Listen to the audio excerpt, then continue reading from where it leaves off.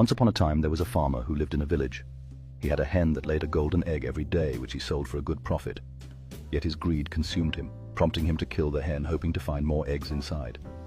Instead, he discovered only one egg, and was left feeling ashamed, realizing too late the cost of his greed. The villagers gathered around, gazing at the farmer with disappointment, their whispers filled with concern.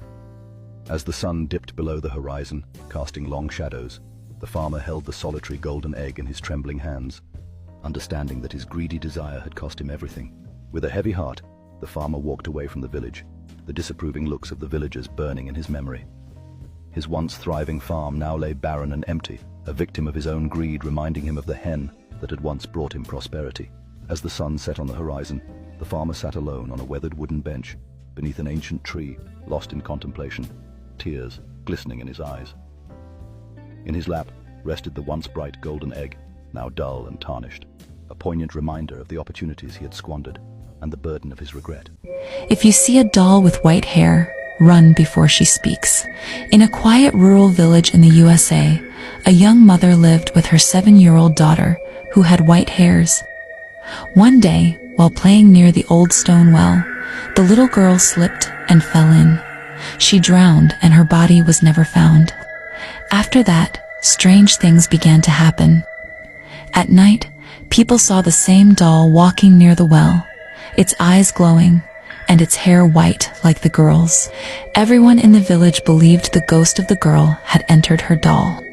No one dared to go near the well after dark, but one night, a curious teenage girl visiting the village went to see the haunted well.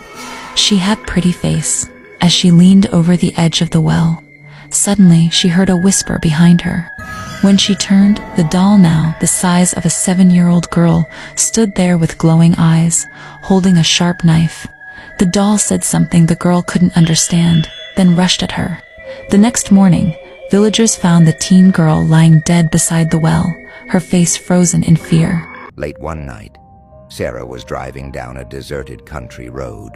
The full moon lit her path, casting eerie shadows from the dense forest on either side.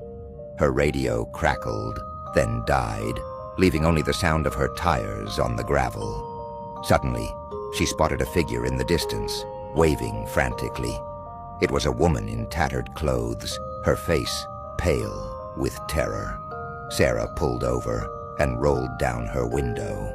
The woman stumbled forward, her voice shaking. "Please, you have to help me. He's coming," she pleaded. Before Sarah could respond, she heard a low growl. From the darkness of the forest emerged a monstrous figure, half man, half beast, with glowing red eyes and sharp claws.